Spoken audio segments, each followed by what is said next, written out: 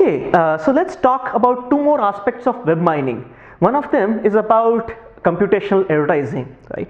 Traditionally, one saw advertisements on radio, on TV, in newspapers. But what has become a fad now is computational advertisements, essentially ads on the web.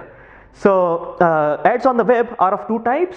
One are sponsored search ads, which actually appear on search portals, for example on Bing or on Google. If you search for flowers, of course you see the results lower down, but what you see at the top are all ads about flowers, paid ads, right? And also on the right you see a lot of ads. These are called as the North Sky ad, these are called as the tall ads at the right, right? You also see ads on various web portals like Times of India website. If you read any article, the entire article, you will see ads at the right, you will see ads in between, and so on. Okay? Who decides what ads to show where? Right? What is the economics behind showing these ads? Who is paid, how much, and so on. So that's all a part of the science called computational advertising. It might be very interesting to know that every time a search engine web page renders, there's an auction that happens so as to decide, which ad should be shown at the top. It turns out that if you have enough exposure in advertisements on search portals, your business goes great. Now, a lot of visitors know about you, a lot of people know about you, they become your customers, and that's why everyone wants to get this top slot. How to get this top slot, right? One way of getting the top slot is to really fight for keywords that make sense to what you are selling. So of course, when you are selling flowers, you should try to register your website for keywords like flowers and so on, right? And the other way is to, of course, put up high bid amounts. So every time a person sees your ad, you need to pay something to the advertiser. There are other kinds of models as well. So sometimes you need to pay per impression, essentially whenever somebody sees your ad. Sometimes you need to pay per click, whenever somebody clicks on your ad. Sometimes you need to pay only when an action is taken, that is, when somebody not just clicks on your ad but also buys after clicking on the ad. Okay? So all of those payment models and how do they essentially affect the ranking of these ads is an interesting science. On sponsored search, there is a query and you can show relevant ads. Showing relevant ads is equivalent to showing organic results or results, the 10 blue links that one sees on a search engine. Except that here money plays an important role. The bid amount actually affects the ranking significantly, right? But how do you really show ads when it comes to typical web pages like a news article on Times of India? There is no query at all in the picture. It's basically just a news article and you want to insert an ad somewhere. What is the ad that one should choose? If you pick up an ad which is very relevant, which matches the content significantly well, you can do really well. The ad can be clicked by a significant number of people compared to the situation where you are showing an ad out of context. And therefore, matching ads with the content is a very important problem to solve. People click on ads only if the ads look nice, and that is why you see a whole bunch of image-based ads or flash-based ads, right? But even when it comes to text-based ads, what is the content that you put into that small snippet such that users are motivated to click and come visit your website, right? And therefore, it is very important to choose nice creatives or ad designs such that people are motivated to click and perform buy activity on your website. As an advertiser, you get such advertisement contracts from many people, many companies, but you have limited amount of publisher space so as to show your ads. So for example, Times of India, let's say, has 1,000 articles, but if it has to show ads and maybe like it has to show like 1,000 ads from 10 different advertisers, then it has to somehow decide how can it really have enough space to show all of those ads. And that is where the optimization problem comes in, that given so many ad contracts, given so much of publisher space, given so much of relevance of the content with respect to ad, how do you decide which ad to show to whom? Many of these ads are also targeted towards a particular demography. For example, a particular car ad may make sense for young guys, and it may not make a lot of sense for older folks. It may not make a lot of sense to females. Then how do you really figure out the demography of the user who is seeing your web page and therefore tie the ad to that demography? So all of those are very interesting problems to solve in computational advertising as a field. Okay? And we'll talk more about them in detail when we talk about them. Right?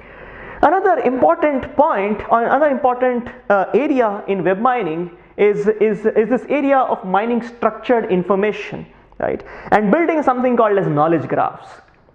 So let's talk about knowledge graphs and structured information, right? So, information can be structured or unstructured. Structured data or structured information means Excel kind of tables where information is there in columns, and more so closer to SQL tables, where you also need know the schema of the table. So you know which column represents what and so on, and what is the type of the column and so on. But a lot of data on the web is unstructured. Essentially, it's just running text, lines and lines of text, right? Paragraphs. So how do you convert information from these web pages to structured information? Okay. For example, imagine a tool such that you are on say some Wikipedia page, and you can right click and say save to my database. If you say something of that sort, what is it that this guy is going to save?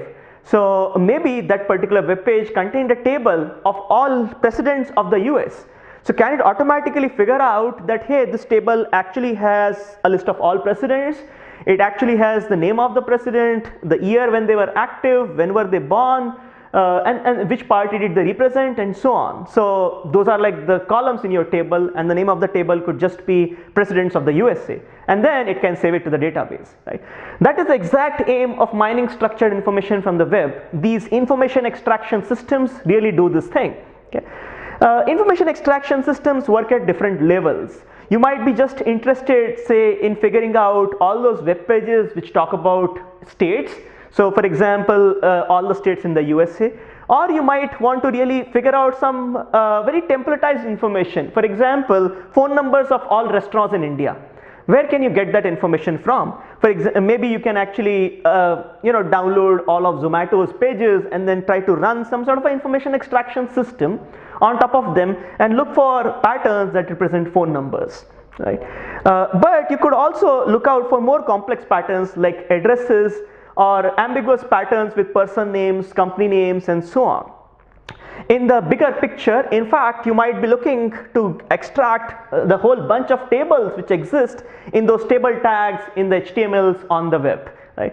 Or you might want to extract sets of things, sets of countries, sets of religions, sets of camera models, and so on. Or you might want to just extract a whole bunch of information from lists. Some of the lists could be very nicely formatted, some of them could be ill formatted, but it might make sense to actually extract very interesting information from these lists and really store them in the form of a database. Now it turns out that, hey, why do you want to do all of this stuff? You want to do all of this stuff because structured data is very easy to query. Okay? It supports a very interesting set of new use cases. Using all of this data, you can build something called as knowledge graph. So the knowledge graphs could be generic in nature, or they could be domain specific. For example, you might want to build a healthcare knowledge graph, where in this graph each of these nodes could represent, say, medicine names, or they could be disease names, or they could be doctor names, they could be hospital names, and so on. Okay. And the two nodes are connected if they have to do something with each other. For example, a disease will be connected to a particular medicine if that medicine is very effective for that disease. A doctor will be connected to a disease if the doctor actually knows how to treat that disease. A doctor will be connected to a hospital if the doctor works in a hospital. Where do you get all this information from? Well, we can extract such information from the web, because somewhere on the web each of these things are mentioned. A doctor homepage might mention which hospitals does he work for, and so on. Okay. Now if somebody queries what medicine works well for a particular disease on Google, since it's a factoid query, Google does really well. Google really can now look at their graph and then figure out all those list of medicine nodes which are connected to this disease node and put that out as an answer. In fact, what can be done based on the graph is somewhat even more interesting. Maybe there was no web page which talks about which hospital is really good if you want to treat this disease X, right? But maybe there were web pages which said, hey, X disease, Dr. D is very good for treating X disease, and Dr. D works at hospital H. By looking at this graph, you can sort of infer that the disease X is very easily treated at hospital H, just because X is related to the Dr. D and D is related to the hospital H. But there may be no web page which says that hospital H is really proficient at treating the disease X. So this graph is a very good thing to have so as to answer very complicated queries which otherwise would just go unanswered. Okay, so so in summary, we talked about two important subfields under web mining: extracting structured information from the general unstructured web and essentially learning the science behind the ads, or computational advertising.